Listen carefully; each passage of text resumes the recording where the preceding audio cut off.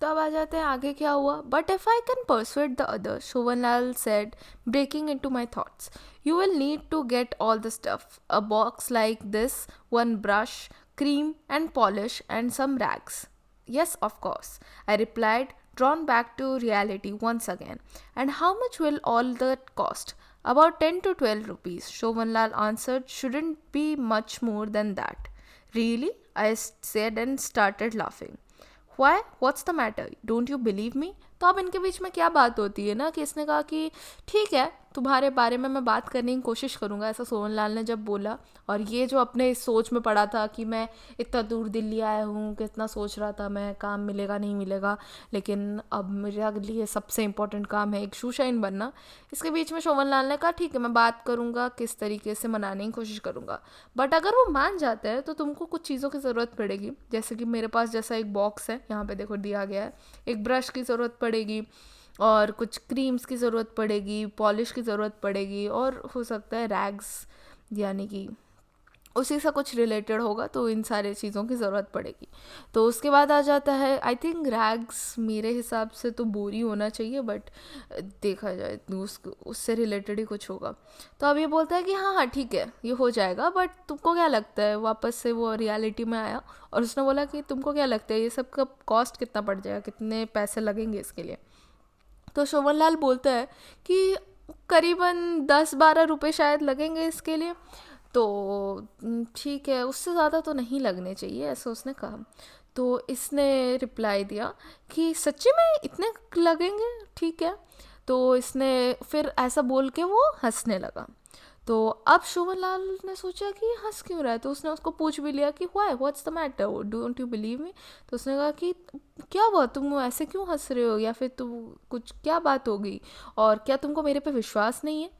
तो देखते राइटर ने क्या जवाब दिया. राइटर ने कहा, of course I believe you, but the simple fact is that I only have 5 rupees and some loose change.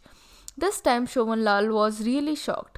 His mouth fell open and his eyes shot up in surprise. You mean, you really mean?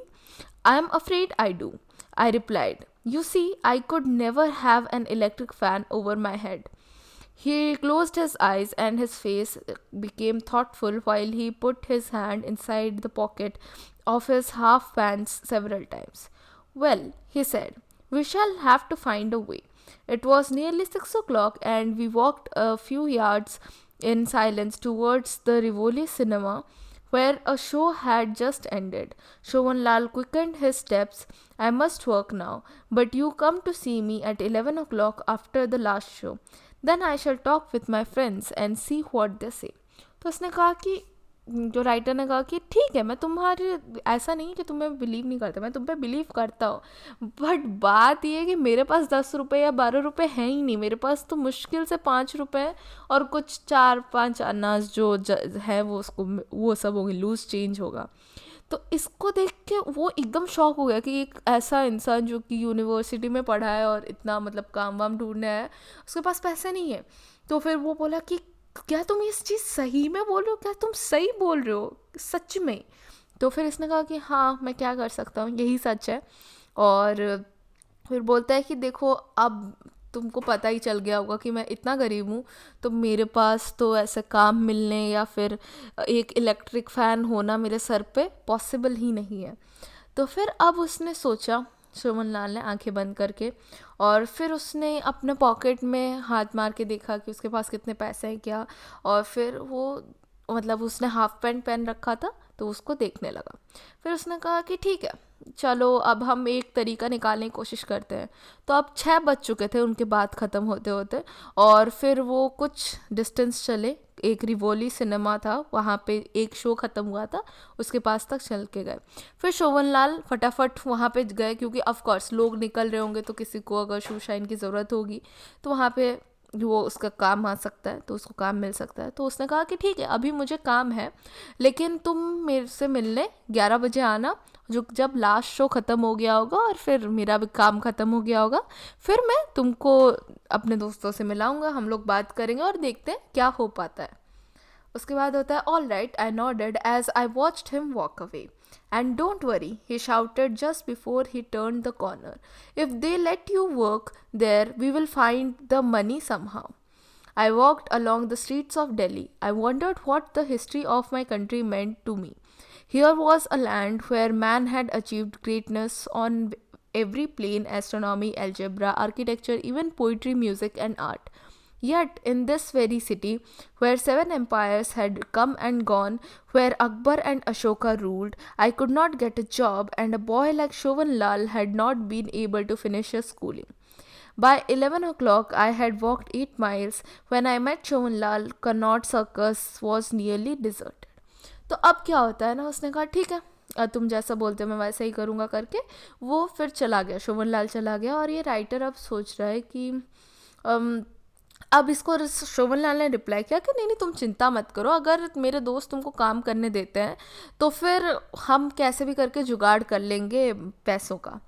फिर अब वो चलने लगा, writer अपने thoughts में रहने लगा कि दिल्ली की सड़कों पे वो चलने लगा और इसी तरह सफ़र करते करते उसने सोचा कि कितना, मतलब अगर हिस्ट्री के बारे में सोचा जाए, वो बहुत गहरी सोच में था और सोच रहा था कि अगर हम कंट्री की हिस्ट्री के बारे में सोचें तो ये एक दिल्ली ऐसी जगह है जहाँ एस्ट्रोनॉमी हो गया, यानी कि चांद तारों का ज्ञान और वो सारी चीज़ें, उसके बाद एल्जेब्रा हो गया, आर्किटेक्चर हो गया, हर एक तरीके से, या फिर कह दो कि पोइट्री, म्यूज़िक और आर्ट, इन सब चीज़ों को मतलब भरमार पड़ा है इस जगह पे। और यहाँ पे ही सारी चीज़ों ने मतलब फल फूलित हुए हैं और इनका बहुत ज़्यादा नाम मिला है यहाँ पे।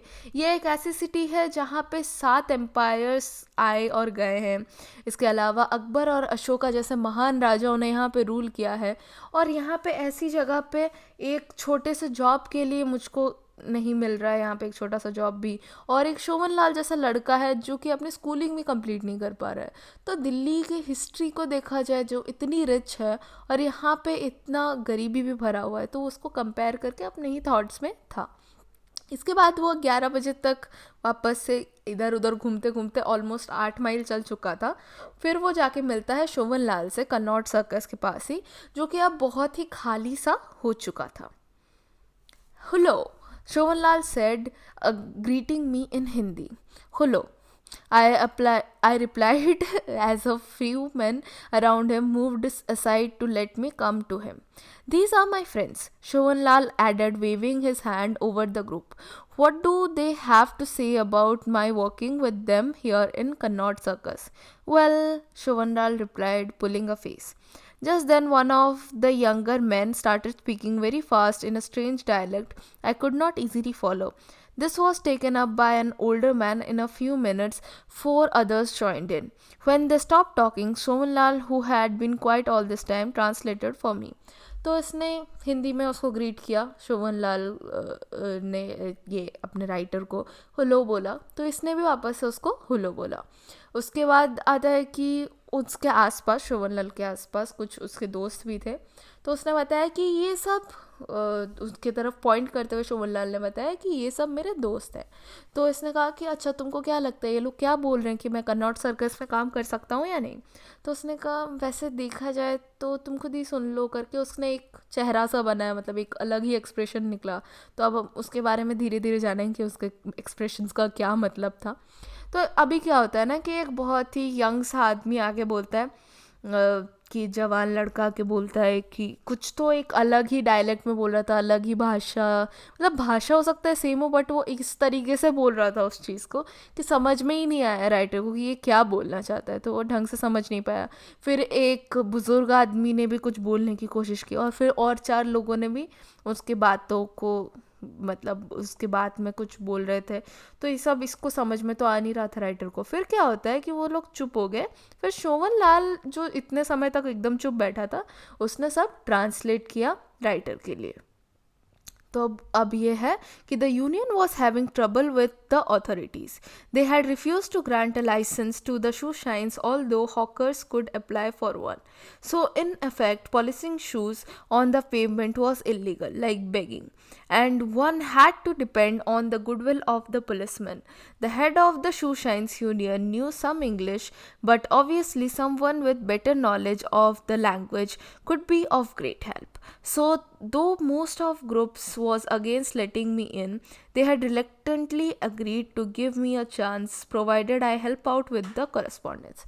तो अब ना इसकी पढ़ाई का कुछ तो काम आया, तो यूनियन में कुछ तो प्रॉब्लम चल रहा था अथॉरिटीज़ को लेके, यानी कि गवर्नमेंट ने शायद उनको काम करने से वहाँ मना किया होगा कि जिस तरीके से ये जो उनका लाइसेंस है वो नहीं करने दे रहे थे।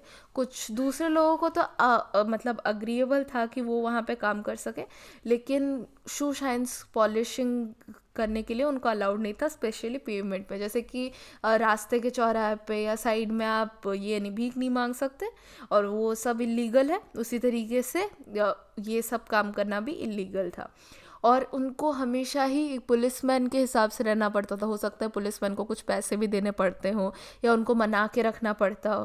तो अब जो उनका शू शाइन का हेड था उसको थोड़ी इंग्लिश तो आती थी, लेकिन अगर कोई और ज़्यादा अच्छा नॉलेजेबल इंसान हो जिसको अच्छे से पढ़ाई वढ़ाई आती हो तो वो और ज़्यादा हेल्पफुल होगा, क्योंकि वो उनका काम करवा देगा।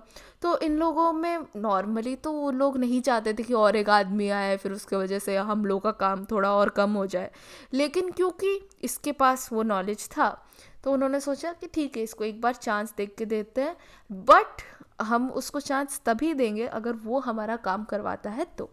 आई literally jumped for joy and gave Shobhanlal a close hug. तो ये सुन के इतना खुश हो गया कि चलो मुझको चांस मिल गया करके, तो उसने शोभनलाल को फटाफट ही गले से लगा लिया और बहुत टाइटली गले से लगाया। They also say he added that we take a collection for you to buy the box and the rest of the materials, so you can keep the 5 rupees to buy food and other things till you begin to earn a little, and after a few weeks you can pay back the money for the box.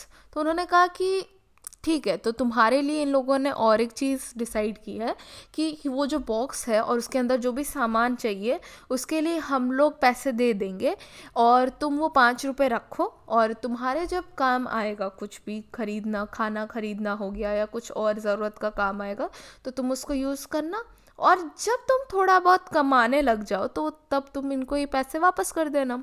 A toffee tin was passed around and a little over 7 rupees was collected that evening.